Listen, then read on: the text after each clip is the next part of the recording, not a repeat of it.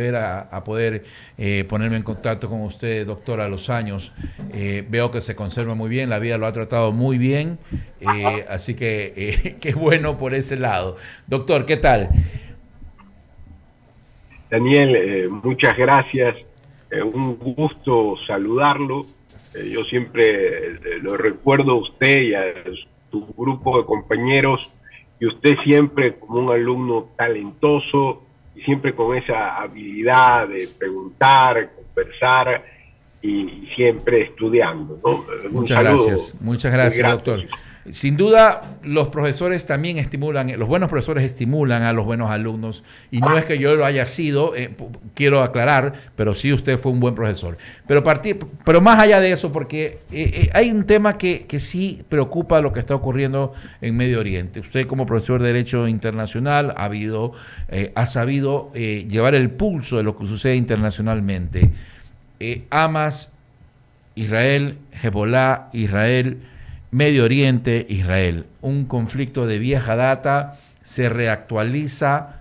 ¿Por qué? ¿Cuáles son las circunstancias, doctor, que vuelve a subir, a elevar la temperatura de un conflicto añejo que ya está dejando entre los dos lados casi 3.000 personas fallecidas? ¿Cuáles son las circunstancias que nos lleva a este momento de nuevamente estar mirando hacia el Medio Oriente, doctor? Eh, Daniel, yo creo que aquí hay causas y concausas. Uh -huh. La causa principal siempre es el conflicto entre Israel y Palestina. Y en este caso, cuando hay este tipo de conflictos o que se cree que hay injusticias, hay grupos terroristas que toman acciones totalmente reprochables, como lo que ha hecho el grupo terrorista Hamas, porque ha atentado contra el derecho internacional humanitario al irse en contra de personas civiles, hospitales, etcétera, etcétera. Yo diría que esa es la causa, pero se conoce hoy una serie de concausas, porque dicen que una de esas concausas sería porque Israel estaba por firmar un acuerdo con Arabia Saudita, Uh -huh. y que eso no era bien visto por los países árabes, especialmente por Irán. Y aseguran muchos que Irán ayudó, digamos, financió al grupo Hamas para que hagan este tipo de atentado, Daniel, que es un atentado terrorista sumamente fuerte. Entonces, esa es una de las concausas que yo señalaba. Ahora, hay también que mencionar, Daniel, que la inteligencia, digamos, de israelita, que siempre ha sido muy buena, fracasó, quizás porque los escogió en un momento delicado, pero fue un ataque, digamos, feroz. Entonces, todos estos elementos, unidos a que el mundo árabe es un mundo complicado a veces de entender para los occidentales, traen una serie de situaciones. Sin duda, doctor. Ahí uno ve que el conflicto puede estar escalando. Hay personas secuestradas de diversos países por parte de Hamas.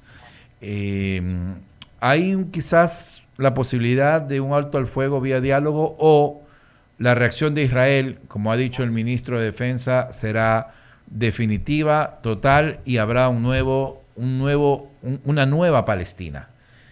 ¿A quién nos vamos abocados, doctor? Daniel, lo que usted señala es importante. La muerte no solo de israelitas, sino de personas de otras nacionalidades, lo cual demuestra la insania de lo que es el terrorismo. Es decir, estamos viendo, Daniel, un terrorismo versión siglo XXI y que no se para ante nada. Eso es terrible. Pero por otro lado, como usted bien señala, toda respuesta debe ser oportuna y los dirigentes, los líderes, tienen la obligación de obrar con inteligencia. Es importante que las partes, no hablo de Hamás, sino de Israel y Palestina como tal, vayan a una mesa de negociación, un alto al fuego, porque se puede ir de las manos el conflicto. Como usted mencionaba antes, estaba oyendo, ya hay un conflicto grave, que es la invasión de Rusia a Ucrania. Si a esto le sumamos este conflicto, es muy difícil. Existe siempre el mundo árabe, si lo queremos llamar así, siempre ha estado viendo con muchísimo cuidado a Israel. Entonces, pueden entrar otros actores y eso podría irse de las manos, la paz definitivamente, y podría pues la civilización ponerse en un peligro muy grave. Doctor, le agradezco por resolver mis inquietudes. Voy a dar paso a mi compañera Luisa Delgadillo, que tiene más inquietudes, doctor. Gracias. Gracias, Daniel. ¿Qué tal, Carlos? Gracias. Un gusto saludarte. Buenas tardes. Gusto saludarte, Luisa. Gracias. Bueno, sí, Carlos, tal vez mi pregunta va un poco enfocada, un poco para complementar lo que has podido conversar con Daniel respecto de cuáles son o podrían ser las consecuencias más allá de la pérdida de vidas valiosas que genera todo conflicto bélico entre países, en este caso en el Medio Oriente, y también lo que ocurre entre Rusia y Ucrania, para la geopolítica mundial y concretamente también las consecuencias que este tipo de conflictos, y particularmente el del Medio Oriente, puede tener para Sudamérica y para nuestro país, aunque estemos tan lejos. Hay ecuatorianos y compatriotas nuestros que incluso viven en Israel y que están pasando momentos muy difíciles. Claro, Luisa, con el mayor gusto. Bueno, Wendy Kinde comentaba que la Cancillería estaba pidiendo hacer un censo para tomar acciones con relación a los ecuatorianos que viven en Israel. Ese censo debe ser inmediato, es decir, las acciones deben de ser inmediatas. Tú decías en qué nos hace daño. Vivimos un mundo globalizado y todo lo que ocurre nos afecta. Por ejemplo, las medidas que se tomaron contra Rusia por la invasión a Ucrania, esas medidas coactivas, si bien fueron contra Rusia, vinieron contra todos los estados, en un efecto rebote. Es decir, que nosotros ya hemos recibido ese efecto rebote, por ejemplo, las flores, etcétera, etcétera. Si se toman medidas, si el conflicto actual, Luisa, se va de las manos y entran otros actores, esto podría ser muy, muy grave. Y obviamente lo que sucede en ese sector va a afectar a América Latina y va a afectar al Ecuador. Entonces, de ahí la importancia de que vaya a prevalecer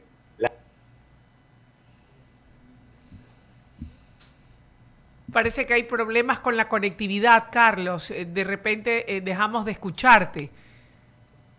No sé si me escuchas. Sí, sí. Te decía que de ahí la importancia de la diplomacia. No sé si... Sí te estamos escuchando, Carlos. Ajá. Y que prime una negociación, porque si solo se toman medidas extremas, si se va de las manos de los líderes llegar a un tipo de negociación, esto podría ser muy grave. Ahora, por otro lado, Luisa, Occidente a veces no entiende, los países árabes. Los musulmanes y el mundo musulmán no es igual. Acuérdate que los musulmanes se dividieron en la batalla de Camello entre los que eran los sucesores de Mahoma y los amigos de Mahoma. Entonces, el análisis debe de ser un análisis frío y un análisis que vaya a buscar un diálogo y que lleve a un cese al fuego y a un diálogo entre las partes. Carlos, es importante sin lugar a dudas el buen manejo diplomático, como bien lo señalas, de cada uno de los jefes de Estado de los países involucrados. Pero, ¿cuánto pueden sumar o ayudar las organizaciones como la Organización de las Naciones Unidas y este tipo de estamentos en la búsqueda de una salida amigable, pacífica, a través del diálogo? Bueno, Luisa, las Naciones Unidas tienen una obligación moral, no solo porque su finalidad es la paz, es decir, puede tener otras acciones, otros organismos, pero su finalidad es la paz, sino que las Naciones Unidas fue la que creó el Estado de Israel y el Estado palestino. Fue justamente por una decisión de las Naciones Unidas. Entonces tienen una obligación moral de intervenir. Ahora, además de las Naciones Unidas, la comunidad internacional tiene que pronunciarse para evitar que este conflicto se vaya de las manos, porque seguramente, Luisa, hay intereses de personas negativas que va a dar este conflicto. Esto no nació así por así. Aquí hay, digamos, eso hablaba con Daniel, hay causas y concausas, y seguramente intereses oscuros de personas que quieren es ver el conflicto. Acuérdate, ese conflicto entre el bien y el mal siempre se da. Finalizo con una pregunta para una respuesta. Te agradeceré sucinta en honor al tiempo, pero no menos importante. De vuelta al país este domingo, se llevarán a cabo elecciones presidenciales en la segunda vuelta. Hay dos candidatos con dos visiones de país distintas, pero que de acuerdo a lo que ellos han manifestado en los debates, en las entrevistas, han señalado que buscarán trabajar en pro de mejorar la condición de nuestro país. Y uno de los temas importantes que seguramente van a ser claves en el éxito que puedan alcanzar para sus trabajos es en una política internacional que esté acorde a los tiempos que estamos viviendo en un mundo globalizado, como bien ha señalado, y del cual el Ecuador no puede estar ajeno. ¿Cuáles serán o son esos importantes desafíos que deberá asumir el próximo gobernante de los ecuatorianos en materia de política internacional? Al menos lo esencial, lo puntual, aquello que en ese corto plazo no puede descuidar. Tocas un tema que me encanta y quisiera ser amplio, pero como me pides sucinto, la migración, Luisa. En el Ecuador están migrando una gran cantidad de personas. Yo no lo he visto ni en la época de Maguad, ni siquiera en la pandemia. Se quieren ir los ecuatorianos y además hay una fuga de cerebros porque hay miedo a la delincuencia organizada y al narcotráfico.